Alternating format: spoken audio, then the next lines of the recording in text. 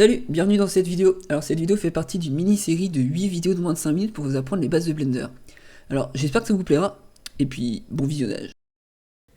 En haut à droite du 3D Viewport, on peut voir qu'on a 4 petites boules. Si on met la souris dessus, on voit que ça s'appelle Viewport Shading. Alors à quoi ça correspond le Viewport Shading? C'est tout simplement le style de vue et le style d'affichage que l'on va voir dans notre 3D Viewport. Par défaut, nous sommes en solide. Solide, c'est-à-dire que ça va être l'affichage le plus optimisé pour faire de la modélisation, du layout, etc. À sa gauche, on va avoir le wireframe. Alors le wireframe, c'est tout simplement la vue filaire, c'est-à-dire qu'on voit à travers, on verra juste les arêtes. On peut retirer cette transparence grâce au rayon X qui va se trouver ici, au raccourci Alt Z.